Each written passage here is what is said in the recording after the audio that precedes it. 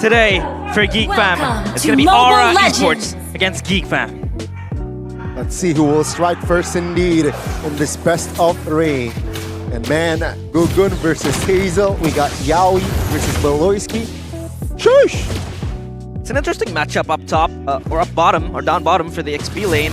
Paquito against Barat. It is very interesting, but Beloyski is in a trouble. Oh, good stun there. Good delay as well. That's Gugun picking up first blood. A boy will be knocked up here. Yeskiel dealing damage, but it seems like a boy will have enough space to get out of that space. Beloyski with that same movement we've seen last week. And now he has to contribute first blood to Aura Esports. He has to, even though he went for firmness, and also, wow, so you have to pull yourself together for additional. Better cooldown on that flicker, but this is what we expect in the gold lane too to happen. He went for Inspire Festival of Blood for Kabuki there. He will have a good time against this Claude. It's a lane bully. And even for a run, he actually went for Agility and Tenacity, but he will be able to win that out against Luke early on, especially. The trades are where Barat's really shine. Oh, flicker knock him on towards Su. A boy will be taken out. Good transformation on towards Beloy, but it seems like the damage will not be enough to take him down. And never mind. Gugun picks up the double. He is handsome, and he's able to play Nolan as well. So he can carry the game. And so far, they are funneling this gold to Gugun. 3 kills. This Nolan spells trouble for Geek Fam. When you give Nolan 1 kill in the early game, it's already troublesome. You give him 3 kills in the early game. Yikes. It's a snowball falling Nolan. They were expecting, Aran, Nana, and Edith to go and set up for neutral objectives, but in the end, they set up for kills instead, and Gugun has slain the turtle, still keeping a very good objective ratio now. But we do have to talk about that first blood, right? For Geek Fam, Beloyski, he knows that Hazel is going to clear these jungle camps slower than Nolan. It's actually way slower than Nolan, so he had to do something to try to delay. It ended up giving first blood over. Definitely not worth it, but it was worth a shot. Yaoi pops out, flicker implosion, and Yaoi will be taken out. That's a good recovery by the members of Geek Fam. They would have to send 2 players to help up in that mid lane. Of course, the pressure is mounting so much. So now, of course, there will be a little bit of passiveness from Dara because he will get bullied by the Harith.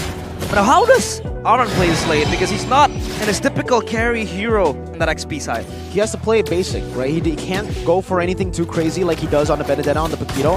Ooh, good movement from a boy. He just needs to play it through cutting the lanes, going for little trades, and then looking for objectives around the map. Though, I want to actually, talk a little bit more about this Edith. We see that most of the time for the Herod-Nolan combination, the main problem... Oh, Gugun. Oh, Gugun in trouble. Wow, what coordination there on top side. Shaman Force pops. Gugun picks up a boy. Let's see, implosion misses. Flicker by Yaoi will secure Beloy. And let's see here, Chidera will not be able to cover as Gugun picks up the double, will not be looking for the triple, and it's just all Aura. The problem with the Nolan Harith most of the time is teams are able to just bait out these big resources, the Fracture and the Zaman Force, and then re-engage when those abilities are on cooldown. That's why the Barats, the Nana, the Edith as well, that forces you to be in the fight. Even if Yaoi misses his skills, he can go to the Primal Wrath form and immobilize these targets, forcing these targets to either get hit or fight back. It's a very good counter-engage as well from the side of Aura Esports with the Edith. It has been very oppressive in this little skirmishes, but then it's translating into something very huge. I mean, Gugun is now up 5 kills, and I would assume as well leading that gold department. So far, it will only go downhill for Geek Fam. Unless they do something. Yep, I'm correct. Players gold by UBS Gold. Gugun up top. And so far, this is a very rocky start for Geek Fam. How do they respond to this snowball? Well, the response should be just to react to these plays. They can no longer make big proactive plays on the map or have so much reactability. If Geek Fam were to say, look for these big pickoffs even, if they get caught by Yaoi with an onward, with an earth shatter, then the re-engage from Aura would be so much more devastating. And even here, remember, Kabuki has Purify, so he's the one who can go in! Oh, that's a wasteful implosion there. Even Yaoi now looking for a three-man knockup as well. Primal Wrath form. Take a look at the back side now. Hazel in the front side though. We'll take some heat. Iran, it's a 5-man rotation here. 4-man rotation without the Nolan. Iran will eat Beloyski up. We'll take him down as well. The backside Yaoi will find another, but 2 members will be taken out now. A boy with a knockup. Will find the double as well. That's a good response, but it seems like Kabuki will find the last laugh.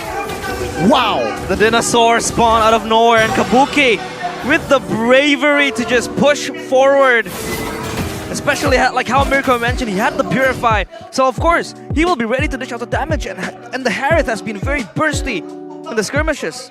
Geek Fam need to stay a bit more defensive, man. They are gambling with the lead right now. Well, at this point, it makes sense to be desperate, right? But Gogun, oh no, you hate to see it. God. The missed implosion with the conceal.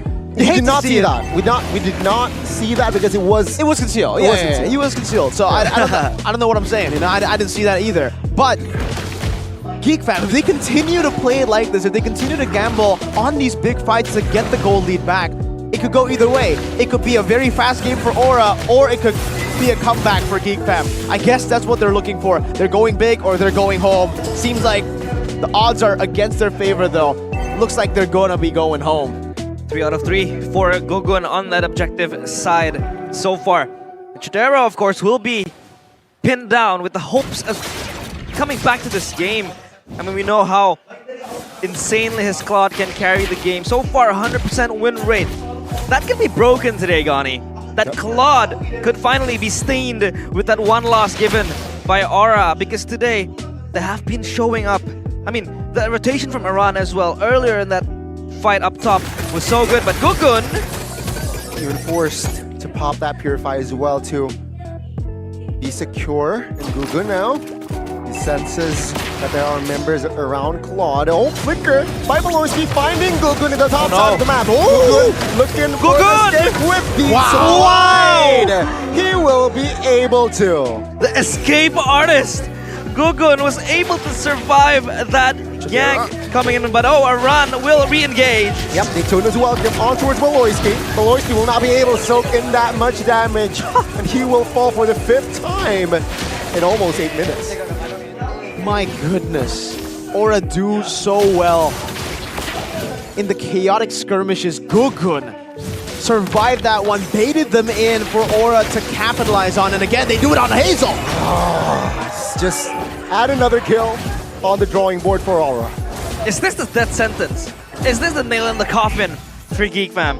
Because they have been collapsing in the skirmish. It's not even a single kill so far in the last 4 to 3 minutes.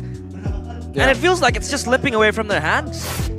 The way they win this game, technically they can still wait for the Claude, but he is so incredibly behind at this point. I didn't even mention it the last few times because I know they was so far behind. A 2,000 gold lead now built up just between the gold laners, the Harith versus the Claude. So when we're talking about the Claude power spike, the 3-item power spike that you would usually see in the 11th minute, now even if he gets those 3 items, he will still be out damaged, out everything by Aura. Even Aran will deal more damage than him when it comes to the 1v1. So Chidera and Geek Fam, they just have the turtle in their base. They have fought too many times in the last 8 minutes, and it has gone wrong too many times for them.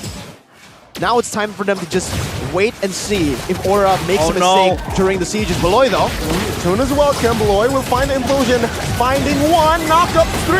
But it seems like the damage will be enough to take Hazel down. Beloyski will fall next as Luke flickers out, but Gogun collects the double. That's a 3-man taken out already by Aura.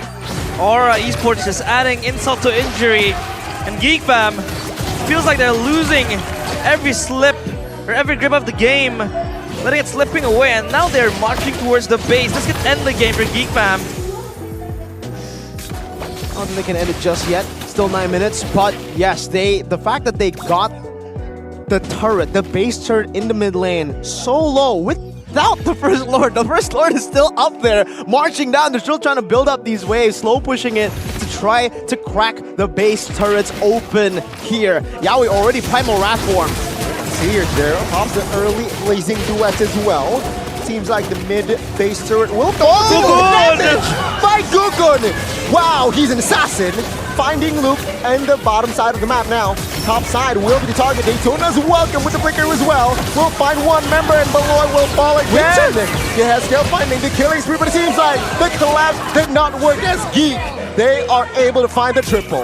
As much as a triple kill is good, it's also really bad for Geek that they've lost 2 base turrets with the first Lord. It's still incredibly valuable for Aura, this trade. So we'll have to see how Geek Fam, I mean, they are finding these little holes in the game. But honestly, we have to ask again. This pick is kind of weird, right? It recently just got nerfed as well in the hot patch.